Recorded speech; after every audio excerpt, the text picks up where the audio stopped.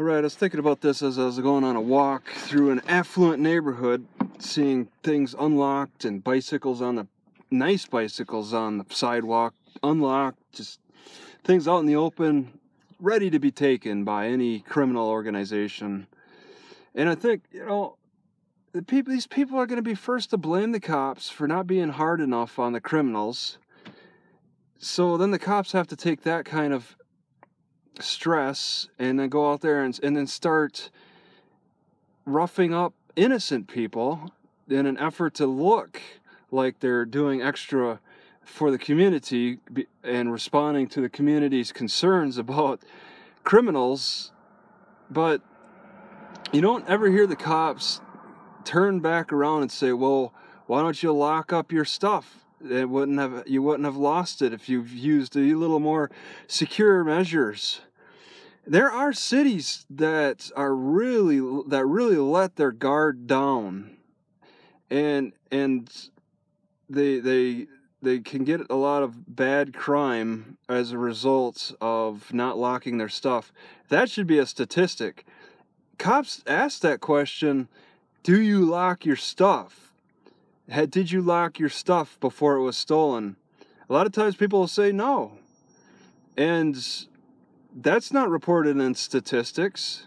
It's more about them just we're only seeing the reports about the actual crime that occurred, but not any other details about the security of the situation. What security measures were taken to prevent?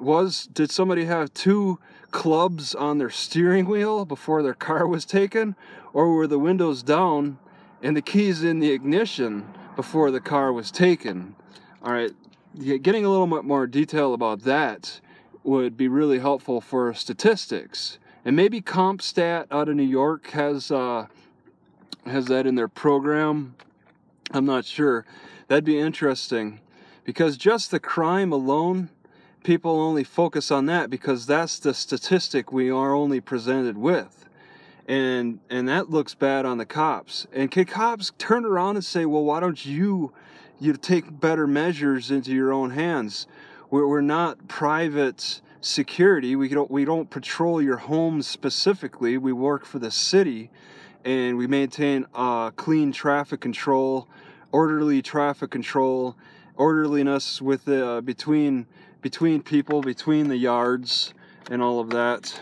That's their main duty, not to do private security, but they do private security because in a lot of affluent areas, and I would say specifically affluent areas, because I think that's where I get my problems a lot of times as a stranger in a new town.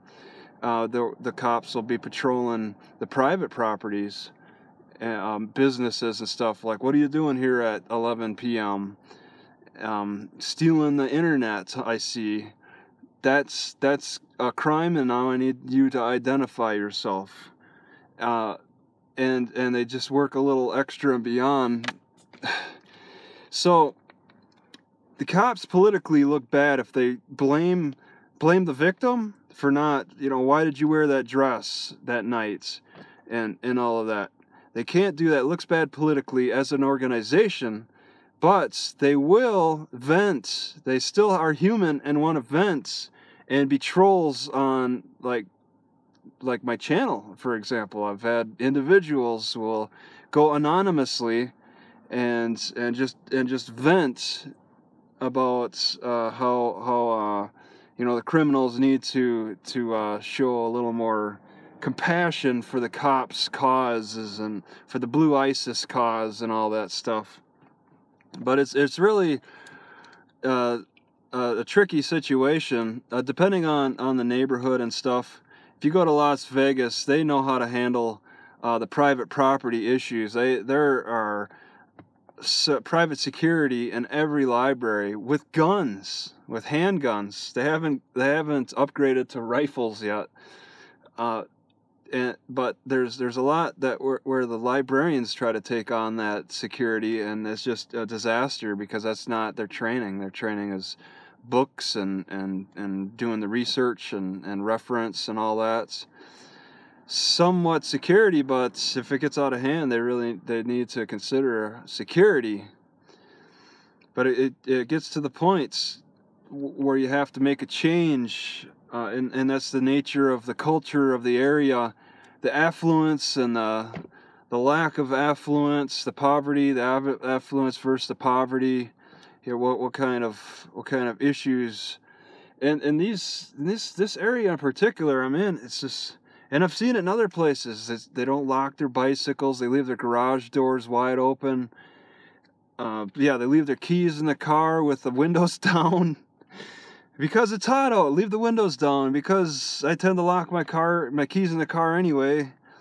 It's just, that's bad. If they did that in any bad city, like that one in Spokane, there's a really bad Hilliard. You did that in Hilliard, your car would be gone in a snap of a finger.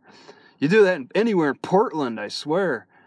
So you got to be careful, and people just don't think of security when they're in safe areas, nice, affluent, safe areas where there's a sense of respect. Maybe God is overlooking this area. Maybe that's the view they take on.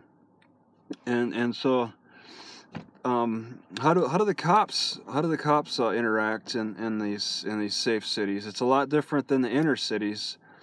And if you really want a well-trained cop, they need to see the difference. You got to switch up a cop who's worked in a small town with a cop who's worked in a big city in a ghetto. Switch those up.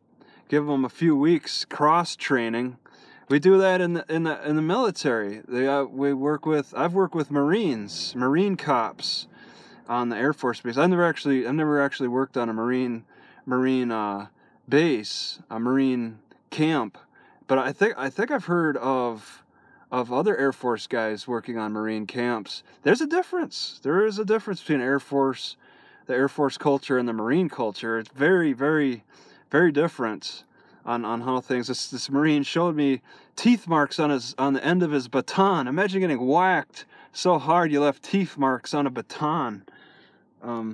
So I'm just ranting about the security, and it's just somebody told me that, and I looked it up too. Spokane is the third largest property crimes area, and I partly blame the victims for that, because I think that they let their guard down, especially the cities that I've stopped at around Spokane. They're leaving their bicycles unlocked, anything you can imagine. Their windows open, leaving nice things laying in the yards. It's just a whole host of vulnerability that people are creating for themselves, and then they're stunned why crime is suddenly increasing, because it's so easy to grab your stuff. I'm not a criminal myself, but I can kind of understand when something looks like it's easy to take. It's going to be something that people that a real criminal is going to take advantage of. I don't have room in my car. I've taken enough.